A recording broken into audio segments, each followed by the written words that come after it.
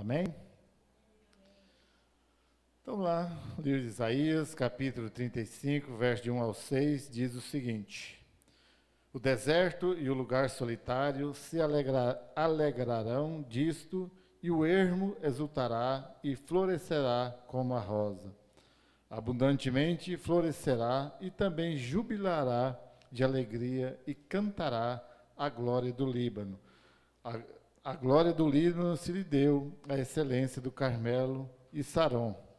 Eles verão a glória do Senhor, o esplendor do nosso Deus. Fortalecei as mãos fracas e firmai os joelhos trementes. Dizei aos turbados de coração: sede fortes. Não temais, eis que o vosso Deus virá com vingança, com recompensa de Deus, ele virá e vos salvará. Então os olhos dos cegos serão abertos e os ouvidos dos surdos se abrirão. Então os coxos se saltarão como servos e a língua dos mudos cantará, porque águas arrebentarão no deserto e ribeiros no ermo. Amém? Deus, Pai, eu te dou graças, ó Pai, eu glorifico o teu nome. Pai, tu és santo, Deus, tu és poderoso. Pai, que o teu Espírito Santo esteja nos movendo, ó Pai, quebrantando nossos corações, que possamos aprender do Senhor nessa noite, ó Pai, em nome de Jesus. Muito bem, né, Isaías, espetacular, né, todo o livro de Isaías, profeta que disse, né, o que estava acontecendo, o que iria acontecer, e falava sobre Jesus, mesmo ainda, né, 700 ou 750 anos antes de Jesus Cristo, e profetizava coisas até para o final dos tempos. Mas nesses dias Isaías estava falando, né, no verso, ou no capítulo 34, né, a gente voltar lá um pouquinho, ele estava falando do juízo, falando de morte, de que Deus iria fazer com as nações que era contra Israel. Naqueles dias ainda estava prestes a ir para a Babilônia, ser exilado, ou ainda a Síria constantemente, a Síria, Babilônia, antes Egito, depois Roma. Todos sofreram o juízo de Deus por perseguir o povo de Deus. E às vezes, né, como Israel, o povo de Deus, hoje Israel e a igreja de Jesus Cristo, somos perseguidos e às vezes não compreendemos o tempo de Deus, não compreendemos a bênção de Deus sobre nós, às vezes nós desesperamos, ou às vezes queremos imitar o mundo, né, aqueles que nos afligem, por achar que eles estão tranquilos, mas nós devemos olhar sempre o exemplo de Israel. Não canso de repetir isso. Vou falar, né? Por muito tempo vocês vão ter que ouvir. Mas é o que acontece. O povo amado de Deus, escolhido de Deus, que às vezes não percebe a bênção de Deus, olha a sua volta e vê os ímpios prosperando. Né? Lembra lá, né? Recentemente estávamos lendo lá o Êxodo, né? O povo saindo do Egito, no deserto, com saudade das panelas de carne, a cebola do Egito, sem saber a bênção de Deus sobre eles, imensa, e não consideram as cargas, a escravidão que eles estavam sofrendo no Egito. Assim, às vezes, somos nós, né? Tá lá achando que era feliz no mundo, quando não era, e desconsideramos a bênção de Deus sobre nós. Então, e continuou, né? O povo saiu do Egito, foi para a terra prometida, e se prostituiu com outros deuses, aí vai até o ponto de Deus entregar na mão de outras nações. Então, mas só que no capítulo 35, Isaías fala da alegria final dos salvos. Agora sim, no 35, fala para se exaltar, e já vai falar que os coxos irão saltar, os cegos irão ver. Aí eu fiquei me lembrando, né, de quando os servos os discípulos, melhor dizendo, de João Batista, vai perguntar a Jesus Cristo: é Senhor o Messias que viria ou esperamos por outro? Aí ele dá essa resposta.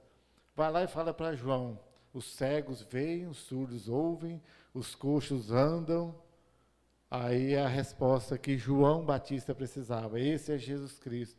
Então nós deixamos de considerar tudo isso. Isaías, como eu disse, né, 750 anos, ou 700, né, nessa faixa aí, já vem falar desse Jesus Cristo, que quando ele chegasse, os cegos iriam ver, os coxos iriam saltar, os surdos iriam ver. E até hoje continua cada dia acrescentando, e cada dia que passa está mais próximo ainda da volta de Jesus Cristo, a segunda vinda de Jesus Cristo, e aí sim ele mostrará toda a sua glória, será ainda maior do que a primeira, porque na primeira ele veio para nos salvar, para cumprir a sua obra de salvação, o seu sacrifício na cruz. Agora ele virá e mostrará realmente como ele é na sua plenitude. Então é isso que Isaías está falando, que nós, para Israel e para nós hoje, o que nós devemos esperar. Então nos dias de Isaías e nos dias de Jesus e hoje, os salvos clamam pela misericórdia de Deus. Aliás, né, desde o tempo de Noé, e aí vem passando aí por gerações, né, os salvos, os que realmente creem em Jesus Cristo, estão clamando por Jesus Cristo. Estão clamando porque o desespero, a agonia, a tortura, por assim dizer, espiritualmente falando, é grande. E tem cada dia piorado. Então Isaías traz essa mensagem de ânimo. O povo estava agoniado naqueles dias, estava sem uma luz, estavam perdidos, porque um dia eles tiraram os olhos do Deus poderoso. E é incrível como a história se repete, continua repetindo, né, gerações por gerações. E o exemplo, claro, é nosso mesmo.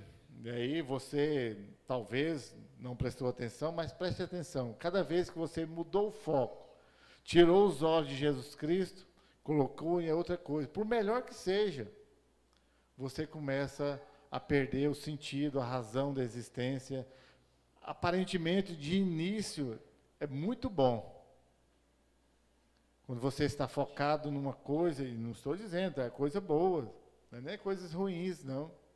Mas quando tira o foco de Jesus Cristo, chega um momento que você começa a perceber que não é aquilo a razão, não é o sentido da vida, não é aquilo.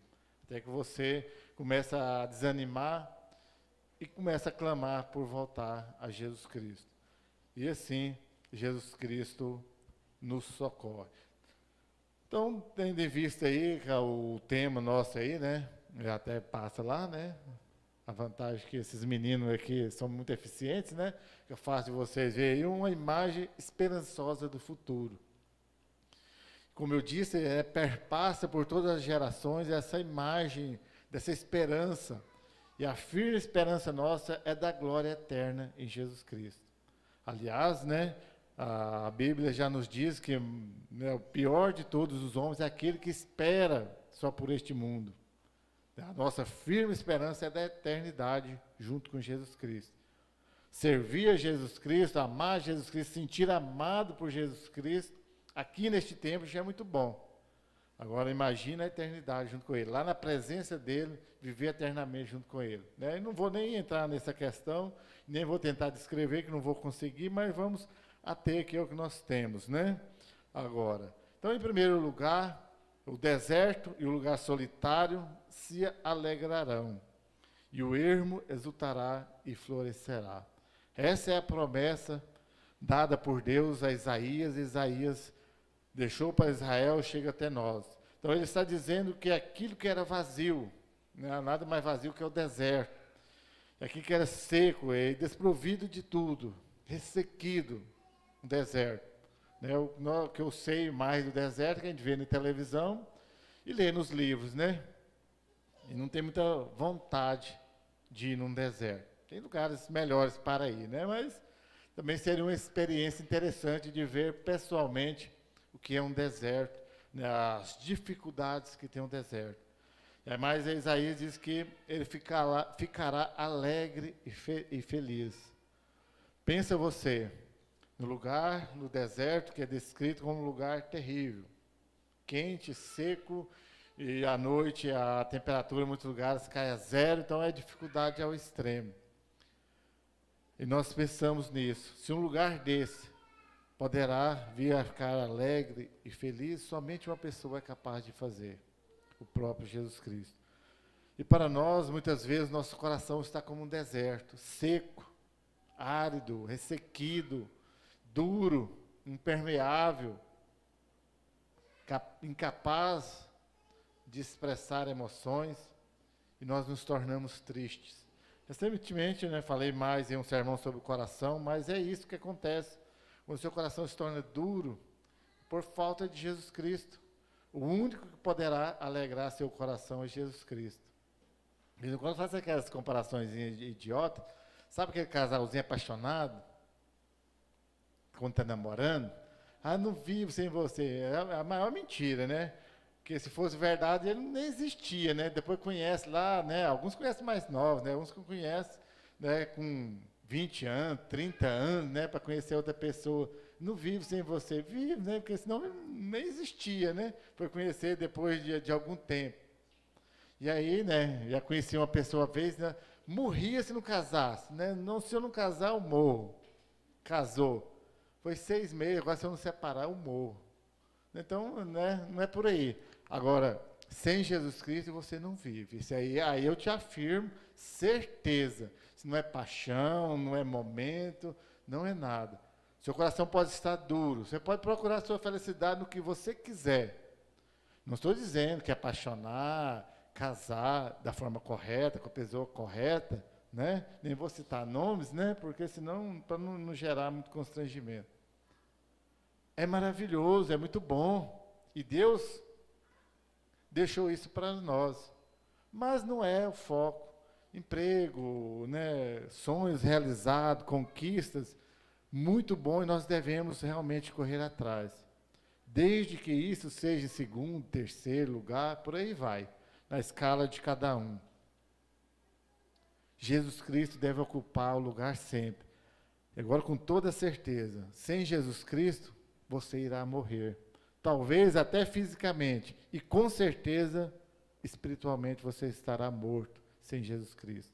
Aí sim você estará no deserto, aí você realmente não terá alegria, porque aqui, enganoso este mundo, você pode pensar que é alegre neste tempo, mas um dia irá acabar. E Jesus Cristo é a verdadeira alegria e a alegria eterna. Então o ermo, aquele lugar desabitado, solitário, ele também ficará feliz, de forma que todos verão a sua felicidade. O texto aí diz que ele florescerá como a flor colorida, majestosa, aquela bonita. Como o pessoal hoje de manhã, né, até achei interessante, estavam desde ontem já fazendo sermão, falei, aí começa o Claudinei, vem o Reginaldo, vem o pastor João, né, acho que a Sandra, tudo colocando fotos de paisagem, né? Aí você vê a mão de Deus nesses detalhes. O homem jamais irá conseguir fazer, por mais inteligente, por mais engenhoso que ele seja, não dará conta. De todas as fotos, eu gostei mais da do Reginaldo, né? Deu conta de pegar uma foto, né, no momento certo, da grandeza, da maravilha de Deus. O lugar mais triste que seja, mais deserto, né, mais árido, mais solitário, ermo, como diz, com a presença de Jesus Cristo, ficará mais bonito que aquela foto do Reginaldo. Essa é a alegria. Esse é o nosso Deus que faz maravilhas. Esse Deus que nós devemos estar sempre esperançoso de servir, de alegrar, de saber que Ele faz tudo isso e muito mais nas nossas vidas. Então, assim deve ser o nosso coração convertido, que era seco e vazio. Hoje ele deve ser alegre, esperançoso, feliz em servir ao nosso Deus. A mensagem de Isaías para Israel naqueles dias que estava aflito, com a Síria ali prestes, né, a levá-los em cativeiro, a estar ali dominando, a um cerco sobre eles, eles estavam angustiados. Mas Isaías fala para eles, acalma, coloque o seu coração em Deus, e Ele irá restaurar, irá trazer alegria novamente ao seu coração.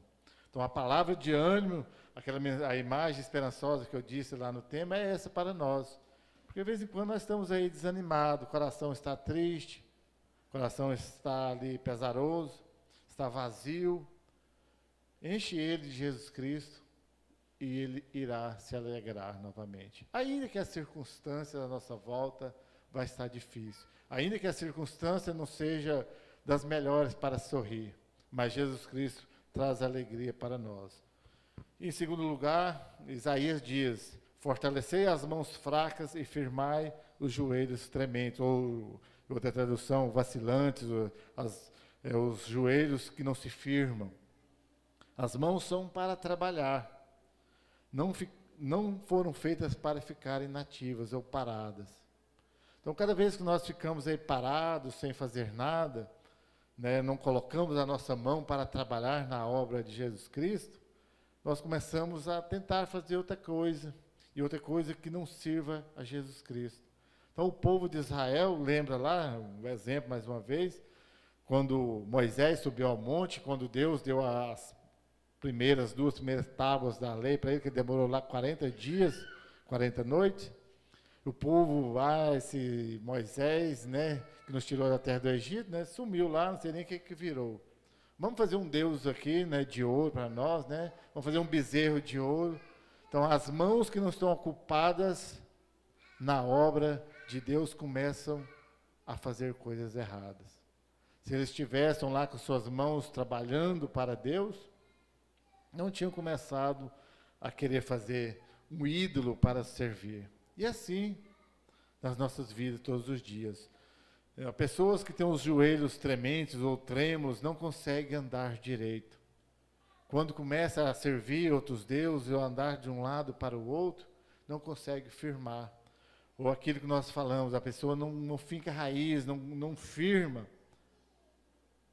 Não é puxar saco para a nossa igreja, acontece em todas as igrejas. A pessoa que não tem uma firmeza em servir a Deus em uma determinada igreja, no nosso caso aqui, na nossa, começa a, estou aqui, estou ali, não preciso de igreja, não consegue se firmar. Quando vê, ela já caiu.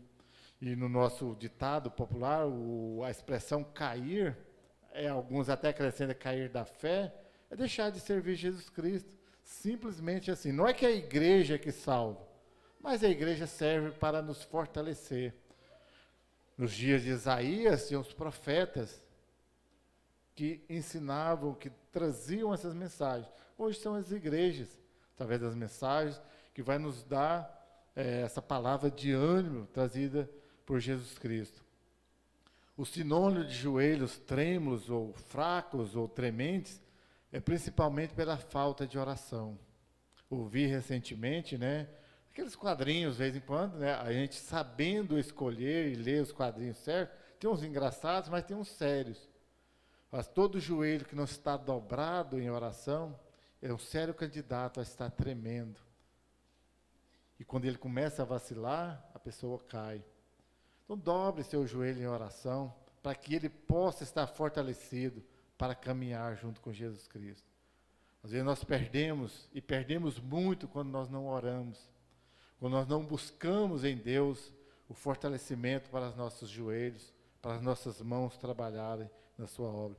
Então, tudo que estiver fraco, e a promessa, né, de Isaías faz a Israel e chega até nós, tudo que estiver fraco ficará forte com a presença de Jesus Cristo. Então, se você está fraco, e não quero, né, sou eu o último a julgar os motivos e as questões para a qual você está fraco, e é extremamente normal nós estarmos fracos, ou por um período. O que não é legal, o que não é inteligente, é você permanecer, né, por um longo período na sua fraqueza. E eu digo na fraqueza, né, de espírito, de não buscar a Deus, porque senão eu iria contra Paulo, né, porque quando estou fraco é que estou forte, que eu me fortaleço, porque eu reconheço que estou fraco, que não dou conta sozinho, vou buscar ajuda em Jesus Cristo. E aí eu serei fortalecido, aí eu serei renovado o meu ânimo, aí eu dou conta de andar com Jesus Cristo. E em terceiro lugar, Isaías diz, anime os desanimados de coração. Ou seja, quando você está desanimado, seu coração está entristecido, é hora de reconhecer. E nos nossos dias, no nosso tempo, já há uns anos para cá, um dos piores males da nossa época tem nome, chama-se depressão. Conhece pessoas com depressão? Convive com pessoas com depressão? Ou alguém que já teve depressão? Sabe o que é. terrível, muito triste. A pessoa desanima o coração e ela não consegue se alegrar. Se não for em Jesus Cristo, ela não vai conseguir se reerguer. Já citei uns tempos atrás aí, então uma cunhada, esposa do meu irmão, ela chegou ao ponto de falar para o meu irmão que para ele arrumar outra mulher para ajudar ele a cuidar dos 2 filhos que eles têm. Terrível, né? Uma mulher chegar a falar isso para o marido não é fácil. Ao nível de desespero que chega, a consciência que tem que ela não está bem.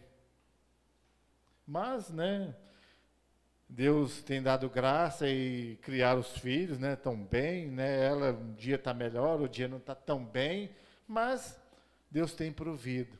E vejo tantos exemplos de pessoas que foram curadas em Jesus Cristo.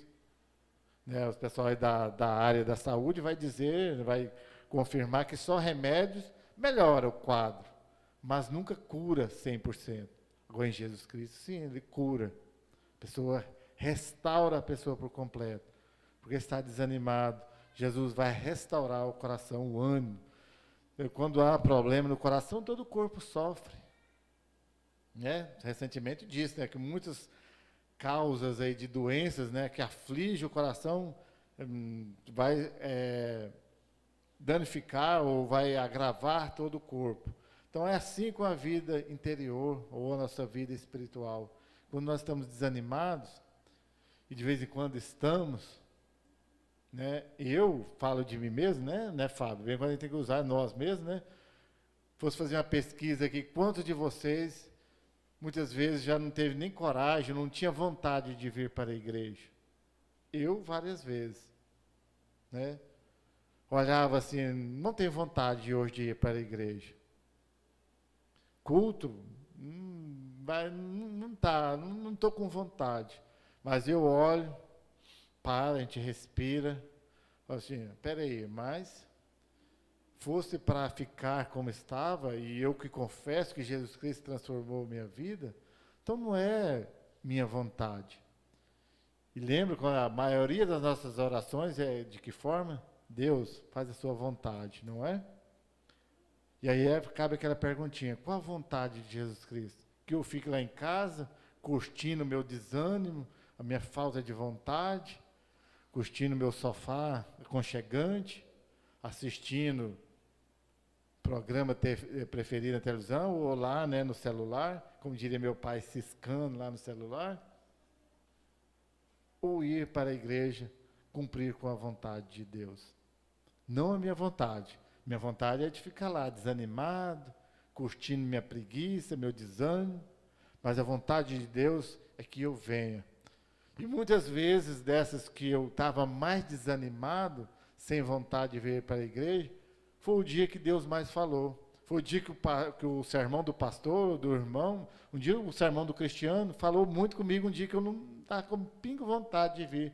O Cristiano foi em cima, falou tudo aquilo que eu precisava de ouvir.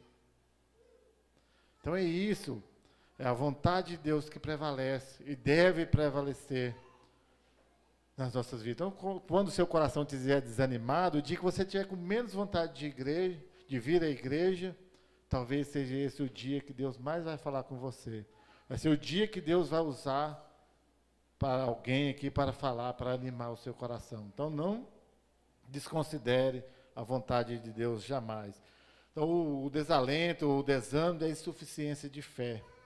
Às vezes, quando nós estamos desanimados, é justamente ou simplesmente a falta de fé que nós estamos naquele dia. A falta de crer que Deus é poderoso. É isso que Isaías estava falando para Israel naqueles dias. Crê em Deus. Cadê a sua fé? Onde está aquele Deus que fez maravilhas na sua presença, que você testemunha constantemente, os seus antepassados falaram de tantas glórias de Deus, e você está aí desanimado, sem crer que Deus vai mudar essa história, sem crer que Deus está lutando por você? E é isso que nós fazemos, né? Quantas vezes que nós já falamos, né? Deus mudou minha vida, Deus me tirou lá, me transportou, o João Gabriel gosta muito, né? Transportou do império das trevas para o reino de luz. Então onde está esse Deus? Onde está a minha fé neste Deus? Por que eu devo ficar aí desanimado? Esse Deus que fez tantas coisas não poderá me socorrer? mais uma vez e mais milhares de vezes? Pode sim. Então, crê neste Deus que Ele pode, mais uma vez e mais milhões de vezes, reanimar o meu coração, me tirar desse desânimo. Deus fará justiça contra toda a maldade feita aos filhos de Israel. Então, não desânimo. Se alguém está fazendo piadinha, está falando isso ou aquilo, eu não estou nem aí, né?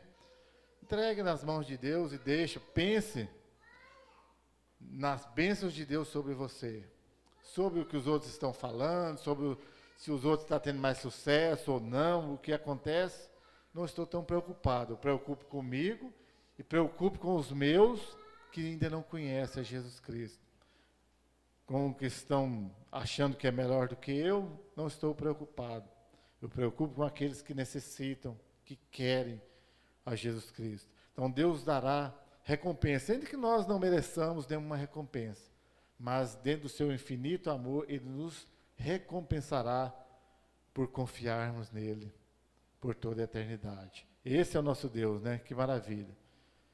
E em quarto lugar, né, aí Isaías fala, né, uma obra especial da graça, daquela de confiar, daquela que nós seremos salvos, como ele diz, o tempo da angústia já passou. Nosso Deus é tão maravilhoso que Ele nos diz, ainda que você não esteja percebendo, o tempo da angústia já passou. Nós é que ainda insistimos em colocar ou deixar os nossos corações nas dificuldades, nas angústias desse tempo.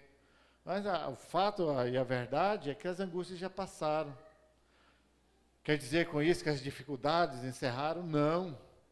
Amanhã vou ter que levantar 5h10 da manhã novamente, ir lá para a academia, correr lá, o Reginaldo mais a Malista testemunha, todo dia eles passam lá, né, ali pelas 6 horas, 6 e pouco, né, dá um oi lá na sua motinha passando lá.